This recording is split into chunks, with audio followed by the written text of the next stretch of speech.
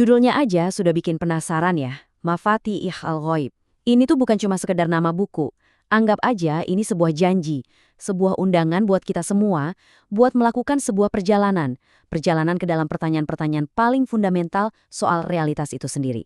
Oke, mari kita telusuri bareng-bareng mahakarya dari Mula Sadra ini. Coba deh, kita berhenti sejenak dan renungkan ini. Gimana kalau semua yang Anda lihat, yang Anda sentuh, yang kita yakini sebagai dunia nyata, ternyata itu semua cuma permulaan, cuma sampul depan dari sebuah buku yang jauh lebih tebal. Nah, pertanyaan inilah yang jadi jantung dari penjelajahan kita kali ini. Nah, untuk perjalanan yang dalam kayak gini, kita jelas butuh pemandu yang luar biasa kan? Dan pemandu kita ini bukan cuma sekedar tokoh sejarah biasa.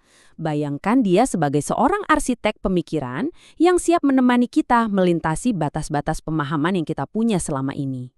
Oke, ini dia pemandu kita, Sadr al-Din al-Shirazi, atau yang lebih kita kenal dengan nama Mula Sadra. Dia ini seorang visioner dari Persia abad ke-17.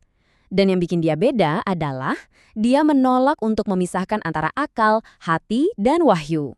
Baginya, ketiganya itu bukan jalan yang berbeda-beda. Justru, ketiganya itu ibarat 3 aliran sungai deras yang semuanya bermuara di satu samudra kebenaran yang sama. Ini loh visinya yang benar-benar revolusioner pada masanya. Dan disinilah letak inti dari karyanya. Buku ini, Mafatih Al-Ghaib, itu ditulis bukan buat ngasih kita jawaban-jawaban instan. Oh bukan. Tujuannya jauh lebih dalam dari itu. Buku ini ngasih kita satu set kunci. Ya, kunci. Kunci untuk membuka pintu-pintu persepsi di dalam diri kita yang mungkin selama ini terkunci rapat. Oke, siap? Mari kita coba gunakan kunci yang pertama. Kunci pertama ini langsung membawa kita ke pertanyaan yang paling dasar, ke jantungnya realitas. Apa sih bahan dasar dari segala sesuatu yang ada? Apa itu nyata? Nah, ini dia konsep sentralnya, wujud. Buat Mula Sadra, wujud atau eksistensi itu bukan cuma sekedar sifat dari suatu benda. Bukan kayak meja ini ada, bukan. Wujud itu adalah sesuatu itu sendiri. Ia adalah jalinan realitas tunggal yang menjadi dasar dari ya semuanya. Dari galaksi yang paling jauh di luar sana sampai ke pikiran yang lagi ada di benak Anda sekarang ini. Itu semua adalah wujud.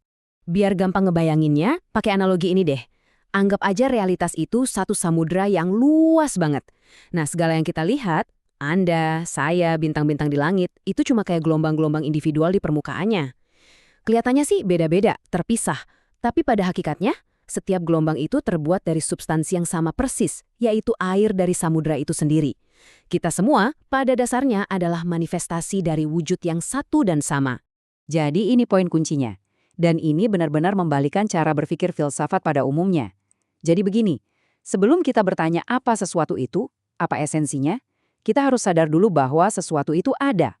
Eksistensinya itu duluan. Bagi Mula Sadra, eksistensi atau wujud tadi adalah yang utama. Wujud itu ibarat panggungnya, tempat di mana seluruh drama tentang esensi dan bentuk bisa dimainkan. Tanpa panggung ya nggak ada pertunjukan kan? Oke, kita lanjut ya.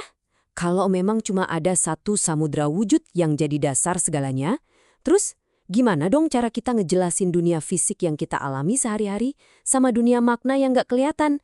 Kan kelihatannya beda banget tuh. Nah, di sini Mula Sadra ngebaginya jadi 2 alam. Ada alam al-syahadah, ini dunia yang bisa kita saksikan dengan panca indera. Dan ada alam al-gaib, dunia gaib, dunia makna. Dan perbandingan ini benar-benar keren buat ngejelasin hubungannya dunia fisik kita ini kayak bayangan di dinding. Tapi bayangan bukan berarti nggak nyata ya. Bayangan itu ada, tapi keberadaannya itu adalah jejak. Sebuah proyeksi dari sesuatu yang lebih nyata, yaitu sang cahaya yang menciptakan bayangan itu.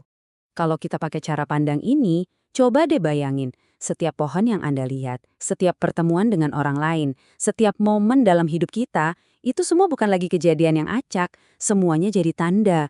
Jadi semacam ayat yang kalau kita baca pakai mata batin, pasti akan selalu menunjuk kembali ke sumbernya, ke alam al-gaib.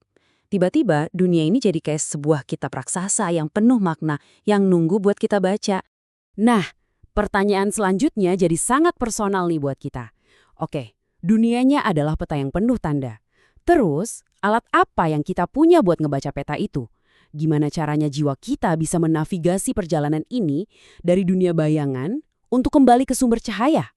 Mula Sadra ternyata ngasih kita 3 perlengkapan yang saling melengkapi. Pertama, akal. Inilah peta kita. Logika, pikiran rasional yang ngasih kita struktur. Kedua, intuisi. Ini kompas kita yang nunjukin arah yang benar pas kita lagi bingung sama peta. Dan yang ketiga, kashf atau penyingkapan spiritual. Nah, ini adalah momen di mana kita udah nggak butuh peta atau kompas lagi. Kenapa? Karena kita udah sampai di tujuan. Kita udah mengalami sendiri keindahan pemandangannya secara langsung. Oke, ini semua kedengarannya dalam banget ya. Tapi mungkin ada yang nanya, terus apa hubungannya semua ini sama kita yang hidup sekarang di tengah-tengah kesibukan dunia modern? Apa ini cuma sekedar teori filsafat yang ya indah tapi nggak praktis? Coba kita jujur deh. Kita hidup di zaman yang super bising kan? Perhatian kita terus-terusan ditarik keluar. Pikiran kita sering banget penuh. Tapi anehnya, jiwa kita malah terasa kosong. Kita kayak tenggelam di lautan informasi, tapi sebenarnya kita kehausan. Butuh banget setetes makna. Nah, disinilah pertanyaan tentang arah sejati itu jadi jauh lebih mendesak dari kapanpun. Dan disinilah hikmah Mula Sadra itu jadi relevan banget. Filsafatnya itu kayak menawarkan penawar buat krisis makna yang kita rasakan. Dia ngajak kita untuk melihat lebih jauh dari sekedar hal-hal materi. Dia ngingetin kita buat percaya lagi sama kompas batin kita, sama intuisi, terutama pas pikiran kita lagi riuh banget. Dan yang paling penting, dia membingkai ulang hidup kita. Bukan lagi sekedar rangkaian kebetulan, tapi sebagai sebuah perjalanan jiwa yang agung, yang punya tujuan. Jadi, ini mungkin pesan terpenting dari semuanya. Anda bisa baca ribuan buku tentang samudra, tapi itu nggak akan pernah bikin Anda basah, kan? Anda harus, menceburkan diri langsung ke dalamnya. Nah, filsafat Mula Sadra ini persis kayak gitu. Ini bukan cuma latihan intelektual buat di kepala aja. Ini adalah undangan terbuka buat kita semua untuk mengalami realitas secara lebih utuh dan mendalam. Karena pada akhirnya inilah inti dari perjalanan kita semua kan? Kita ini semua adalah musafir, para pejalan yang lagi ada dalam sebuah perjalanan panjang. Dan setiap langkah, setiap momen suka, setiap momen duka, itu semua adalah bagian dari gerakan pulang. Pulang menuju sumber kita, kembali ke samudra wujud itu sendiri. Jadi, saya akan tinggalkan Anda dengan satu pertanyaan terakhir. Kunci-kunci menuju yang gaib itu sekarang ada di tangan Anda. Pertanyaannya bukan lagi apakah ada pintu, tapi pintu mana di dalam diri Anda, di dalam hidup Anda yang paling merindukan untuk dibuka pertama kali. Coba renungkan.